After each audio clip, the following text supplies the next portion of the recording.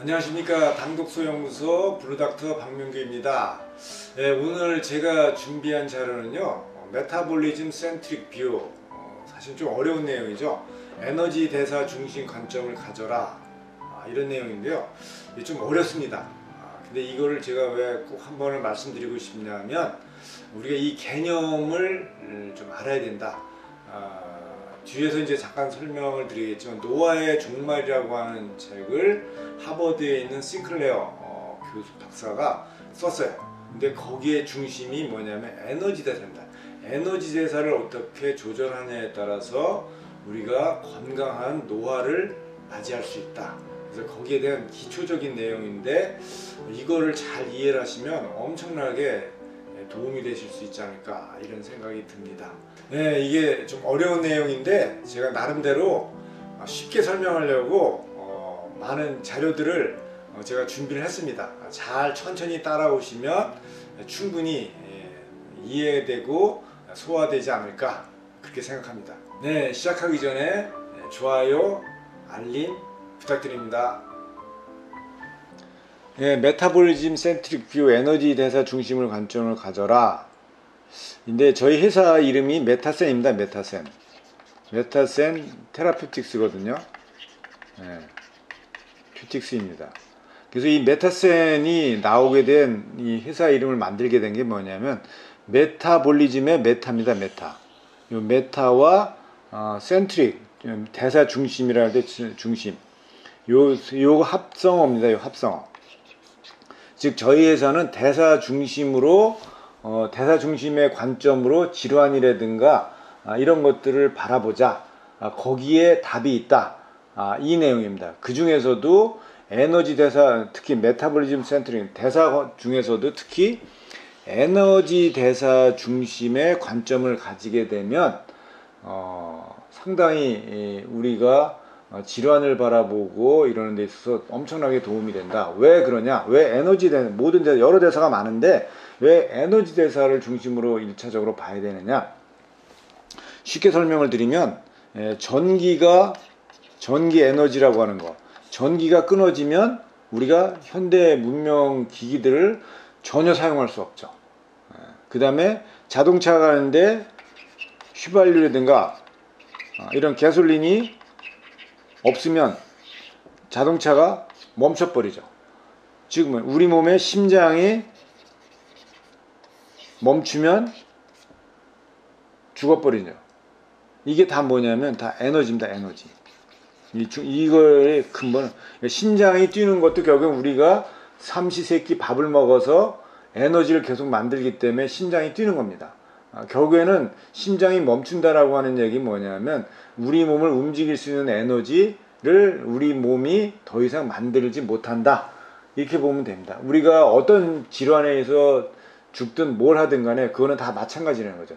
결과적으로는 에너지가 셧다운이 되면서 나오는 거기 때문에 우리 몸의 가장 베이직한 거다.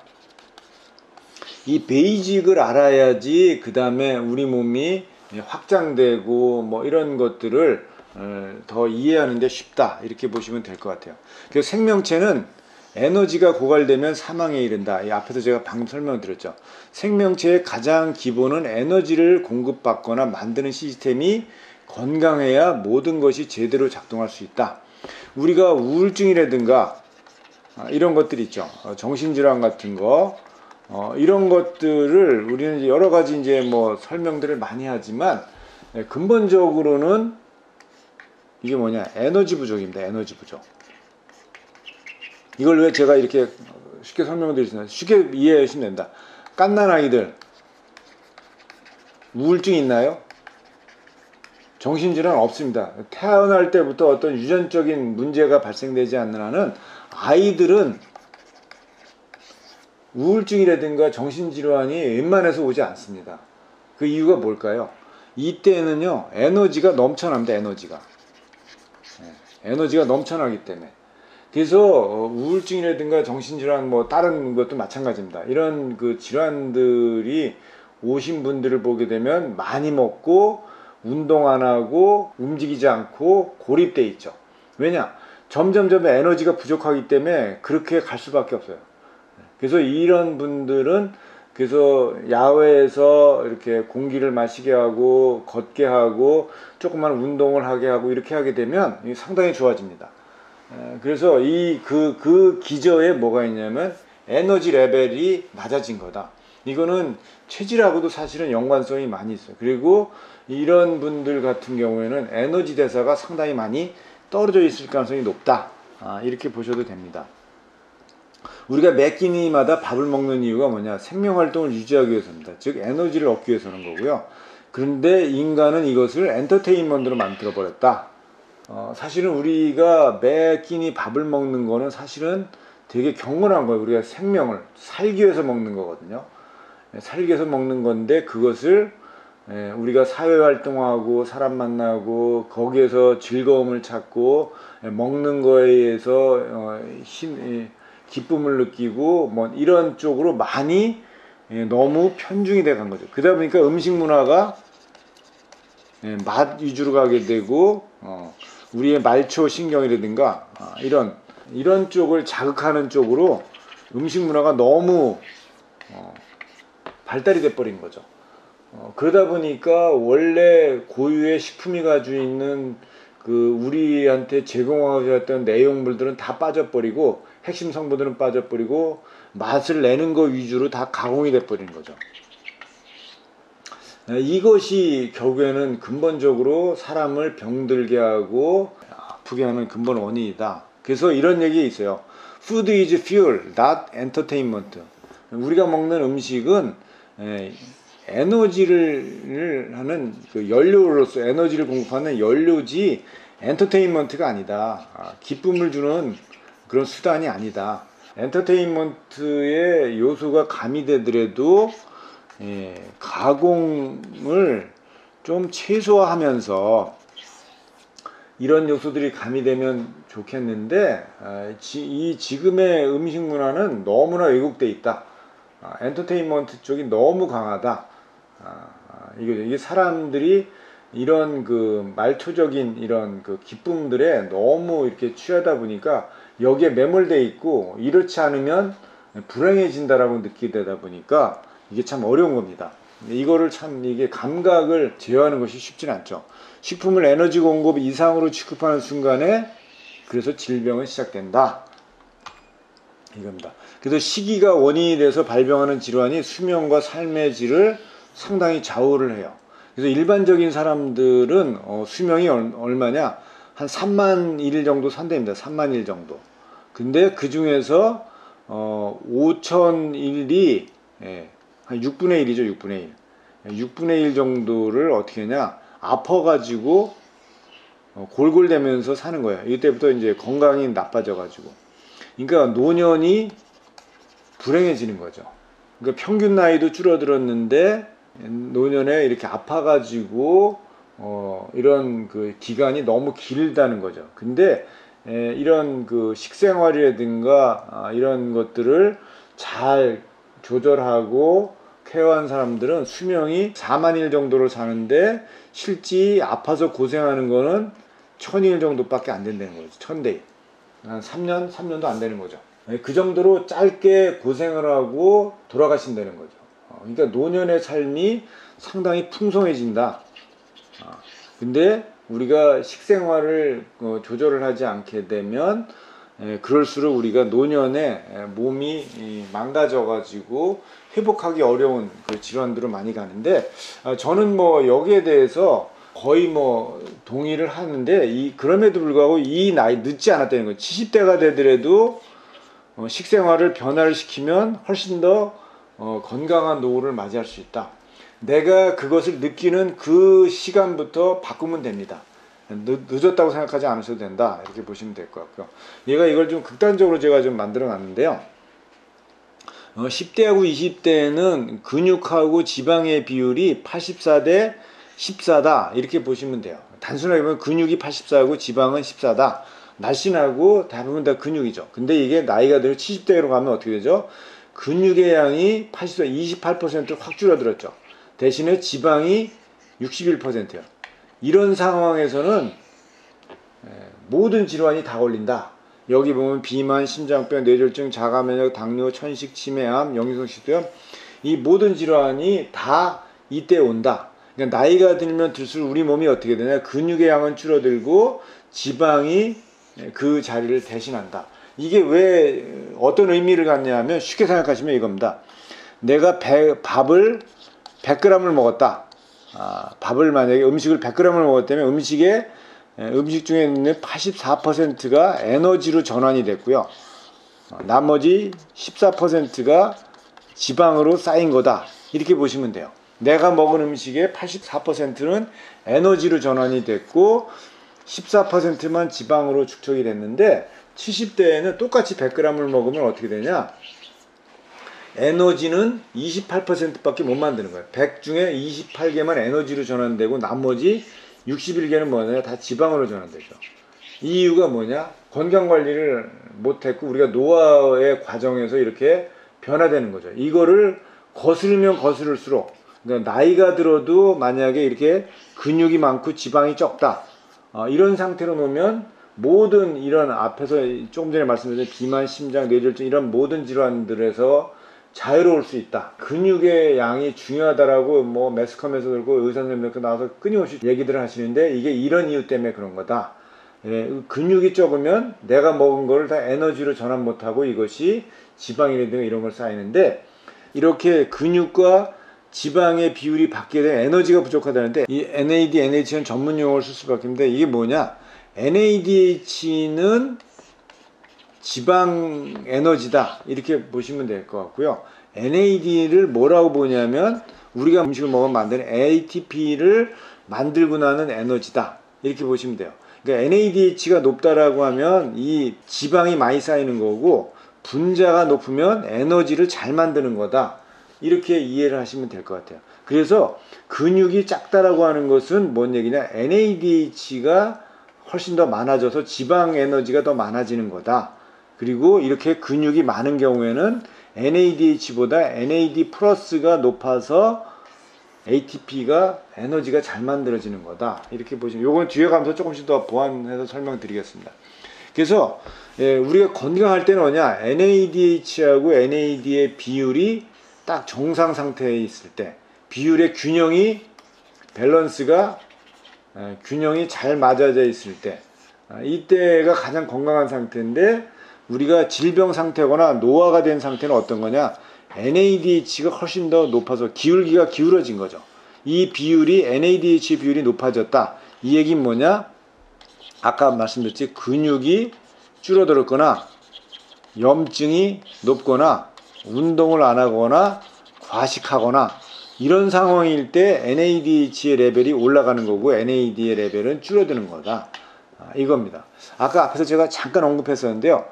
노화의 종말을 쓴 하버드의 싱클레어 박사가 우리가 수명을 장수한다 할 때 가장 중요한 인자가 뭐냐면 이 비율입니다. 이 비율. NAD 플러스 NADH의 비율이 결국에는 장수와 건강을 결정한다, 이렇게 보시면 됩니다. 이 비율이 어떤 비율을 얘기하냐? NADH는 줄어야 되고 이렇게 이 균형을 정상적으로 맞게, 나이가 들면 우리가 다 이렇게 가고 질환 상태에 이렇게 가는 거를 다시 이쪽으로 끌어들이게 되면 좋은 거죠. 그러니까 아까 근육도 부족하고 염증도 많이 오고 운동 안 하고 과식하면 이렇게 NADH가 높아진다는데, 이 여기는 반대는 뭐가 그럴까요? 그러면 소식을 하거나 운동을 하거나 그 다음에 이렇게 되면 염증도 수치가 낮아지게 되고 그러면 근육도 높아지게 되고 거꾸로죠. 그렇게 되면 이 균형이 잘 맞지 않는다는 거예요. 이게 건강하고 장수하는 핵심 키다, 이렇게 보시면 돼요. 근데 나이가 들면 노화의 지표가 9가지가 있어요. 노화가 되면 이런 지표들이 올라간다 라는 것이 이미 과학적으로 많은 과학자들이 여기서 동의해서 집약된 9가지 인자가 있는데, 이 재밌는 거는 노화 지표의 공통점에서 보게 되면요, 다 NAD하고 다 관련되어 있습니다. NAD, NADH하고 NADH하고 관련 안 된 곳이 없어요. 여기도 다 마찬가지입니다. 다 마찬가지. 즉 뭐냐, 노화에서 이 에너지가 무지무지하게 중요하다는 겁니다. 이 노화 에너지인데 단순 에너지가 아니라 그 에너지를 조절하는 건 뭐냐? 에너지를 많이 만들고 적게 만드는 거에 뭐냐? 이 NAD 플러스 NADH의 비율이 그거를 결정하는 거다. 이렇게 보시면 돼요. 그래서 우리가 태어나서 자라면서 어른이 되고 그래서 늙어가고 이렇게 해서 이제 노화돼서 이제 죽어가게 되겠죠. 근데 이렇게 나이가 들고 이렇게 늙어가면 늙어갈수록 어떻게 되냐? NAD, NADH의 비율이 떨어져 있죠. 즉 분모가 크다는 거죠. NADH 레벨이 높고 NAD는 양이 적어진다. 그러면 이거는 뭐죠? 우리가 쉽게 말하면 에너지를 못 만든다. 그렇기 때문에 노화가 촉진되는데, 반대로 이 나이가 들었는데 나이가 들어서 어른이 됐는데 노화가 늙지가 않아요. 늙지가 않고 계속 건강해. 우리가 나이 드신 분들도 보면 피부도 좋고 아주 활발하고 에너제틱하고 이런 분들 많죠. 그런 분들은 뭐냐? 다 이게 몸을 식생활이라든가 이런 걸 가꾼 거죠. 그런 사람들은 어떠냐? NAD, NADH의 비율이 나이가 들었음에도 불구하고 균형이 잘 맞은 상태다. 이렇게 보시면 돼요. 그래서 뭐냐? 당뇨나 대사성 질환, 퇴행성 질환을 고치려면 식사와 생활 습관을 바꿔라 하는 이유가 이래서 나오는 겁니다. 근데 어떻게 바꿔야 되느냐? 식이 조성의 비율을 나이에 맞게 바꿔야 돼요. 나이에 맞게. 그 중에서도 특히 탄수화물을 바꿔야 돼요. 탄수화물이 양을 저는 30%를 넘기면 절대 안 된다. 이렇게 봅니다. 탄수화물의 양을 30% 미만으로 바꾸라. 이 얘기는 뭐냐? 내가 먹던 밥 한 공기를 이제는 밥을 3분의 1만 먹으라는 거예요. 그럼 나머지는 뭘로 채우냐? 단백질을 30%로 채우고 좋은 지방산을 30%를 채워서 아주 균형 있는 식단을 맞추라. 요렇게 해서 식단의 비율을 조절하는 거 플러스 뭐냐? 신체 대사량에 맞게 칼로리를 조절하라. 신체 대사량은 누가 결정하냐? 근육의 양이 결정을 해요. 근육의 양하고 얘에 있는 미토콘드리아, 근육의 어떤 그 퀄리티가 결정을 하게 돼. 기초 대사량이 이제 결정을 하게 되는데, 근육 신체 대사량에 맞게 칼로리를 조절해야 돼요. 내가 기초 대사가 지금 계속해서 떨어지고 있는데 내 먹는 게 변하지 않고 333으로 따라서 이걸 많이 먹는다, 과식한다, 이것도 여전히 문제가 되는 거죠. 식이 조정을 나이에 맞게 비율도 조정하고 뭐냐? 양도 조절을 하는 것이 중요하다. 이렇게 보시면 됩니다. 그래서 이거를 조금 더 좀 설명을 좀 이제 좀 드리게 되면, 이게 무슨 왜 갑자기 이런 바다를 이렇게 이제 비유적으로 제가 설명을 드리려고 합니다. 이때가 밀물입니다. 이때가 밀물이고요. 바다에 서해안 가면 이제 바닷물이 꽉 찼죠. 근데 썰물 때가 되면 바닷물이 싹 사라졌죠. 그래서 땅바닥이 다 드러나죠. 민낯이 드러나는 거죠. 똑같습니다. 바닷물을 뭘로 생각하시냐면 에너지로 생각하시면 돼요. 에너지가 꽉 차 있다라고 하는 얘기는 뭐냐면 이 밑에 이 바닥이 드러난다는 건 에너지가 고갈이 됐다. 그 얘기 뭐냐면 내 몸에 있는 모든 그 문제들 있죠. 활성산소라든가 염증이라든가 이런 것들이 이제 질환으로 이제 유도가 되는 거죠. 그 다음에 저희는 다 보면 모든 사람들이 유전적 결함이 있어요. 우리가 SNP라고 하는데, 스닙이라고 하는데 SNP라고 하는 이런 좀 이제 어려운, 우리가 유전자 검사를 생각하십니다. 유전자 검사. 이거 좀 쉽게 생각하시면 가족력으로 생각하시면 돼요. 가족력. 네, 우리 집안에는 심장 질환이 있다, 암이 있다, 뭐 부모님이 당뇨가 높다, 뭐 조상이 뭐 계속 암으로 돌아가셨다, 뭐 이렇게 있죠. 그 가족력인데, 그 가족력이라는 게 뭐냐면 유전적인 결함이에요. 그래서 우리가 유전자 검사라는 것이 가족력 같은 거를 이제 보는 거죠. 이제 SNP라고 하는데, 이 가족력을 보게 되면, 근데 가족력이 재밌는 게 가족력이 있다고 태어나자부터 아프지 않아요.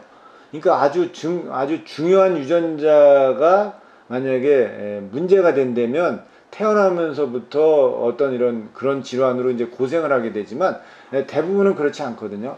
대부분은 유전자가 결손이 됐는데 그것을 커버할 수 있는 시스템들이 여전히 우리 몸에는 많이 있어요. 그러니까 이게 커버가 잘 되는데, 이 커버가 되다가, 그러니까 가족력이 있는데, 왜냐면 가족력이 만약에 우리 집안에 고혈압이 있다, 예를 들어 고혈압이 있으면 내가 태어날 때도 혈압이 높으냐, 그게 아니라 혈압이 60대 뭐 40대 돼서부터 혈압이 올라가기 시작해요. 그러면 이게 무슨 얘기냐, 그러면 30대 20대 때는 왜 혈압이 안 높아졌냐는 거죠. 똑같이 유전자는 변화되지 않고 결손된 게 문제 있는 유전자는 그대로 가지고 있는데, 왜 20, 30대에는 혈압이 안 높고 40대 60대 돼 가서 혈압이 높아지기 시작했느냐. 그건 뭐냐면 내 몸의 이 시스템이 그거를 커버할 수 있었어요. 그거를 충분히 혈압이 높아질 수 있는 원인을 이렇게 억누를 수 있었죠. 그 억누르는 게 뭐냐면 대사예요, 대사. 특히 에너지 대사. 에너제틱하고 이런 것이 자면 그런 것들을 억누를 수 있는 힘이 있었는데, 에너지가 있었는데, 에너지가 부족하게 되니까 내 안에 있던 그 유전자의 문제점들, 이런 그 가족력이나 이런 것들이 드러나기 시작하는 거죠. 근데 재밌는 건 같은 가족력을 똑같이 가지고 있는데 어떤 사람은 30대, 40대, 50대에 이거 발병이 됐어요. 근데 똑같은 자식인데 어떤 분은 전혀 60대, 70대 죽을 때까지 가족력이 거의 일어나지 않아요. 그거는 뭐냐? 식생활이라든가 건강관리를 어떻게 했냐에 따라 다른 거죠. 그러니까 똑같은 일란성 쌍둥이인데 유전적인 결함을 가지고 있다. 그런데도 이런 차이가 나온다. 그런 거는 식생활이 상당히 중요한데, 특히 식생활이라고 단순히 얘기하면 좀 이제 너무 단순하지 않냐. 근데 그 얘기는 다른 말로 하면 에너지입니다. 우리 몸이 에너지를 만드는 시스템이 얼마나 건강하냐가 그것을 결정한다. 그렇게 보시면 됩니다. 그래서 나이가 들어가고 있다는 얘기는 뭐냐, 우리 몸에서 에너지가 점점점 고갈돼 가고 있다. 그러면 그걸 바꿀 수 있는 방법은 뭐냐, 운동하고 먹는 양 조절하고 그렇게 되면 해결할 수 있는 거죠. 그래서 여러분들이 몸이 안 좋으면 자꾸 건강기능식품 같은 걸 찾죠. 근데 저는 솔직히 반대입니다. 건강기능식품 한두 가지 먹는다고 내 몸에 이렇게 근원적으로 에너지가 이 고갈이 된 거를 해결할 수가 없어요. 그러려면 어떻게 하죠? 식생활을 먼저 하셔야 됩니다. 식생활이 먼저 변화되면서, 그러면서 거기에 맞는 건강기능식품을 드시게 되면 훨씬 더 시너지 효과가 나고 몸 관리를 잘할 수 있고 건강한 노화를 맞이할 수 있다. 이렇게 보시면 될 것 같습니다. 그러기 위해서는 뭐냐, 단식 모방 시기 같은 걸 하셔야 돼요. 단식 모방 시기 같은 것들을 주기적으로 해서 내 몸을 리셋을 시키고 이렇게 노폐물들을 다 제거하고 당독소 같은 거를 제거해서 없애고 다시, 그러면 건강한 상태 만들었다. 또 내가 또 계속 또 먹다 보고 이렇게 하다 보면 또 이제 쌓이기 시작하죠. 그러면 이게 1년에 한 6개월에 한 번 정도씩 이런 것들을 한 번씩 이렇게 한 5일 정도를 이런 시스템들을 돌려주게 되면 몸이 엄청나게 건강해지고 잔병 치레 같은 거, 웬만한 그 대사 질환이나 이런 질환들에서 자유로워질 수 있다. 이렇게 보시면 될 것 같습니다. 네, 제가 준비한 자료는 여기까지입니다. 앞에서도 제가 말씀드렸듯이 이번 내용은 조금 나름대로는 제가 쉽게 설명하려고 많이 노력했지만 좀 어렵게 느끼실 수도 있을 것 같습니다. 그렇지만 이거를 저희가 그동안에 만들었던 많은 자료들을 한번 보시게 되면 이거를 조금 더 이해를 하실 수 있지 않을까, 그런 생각이 듭니다. 조댓구알 부탁드립니다. 감사합니다.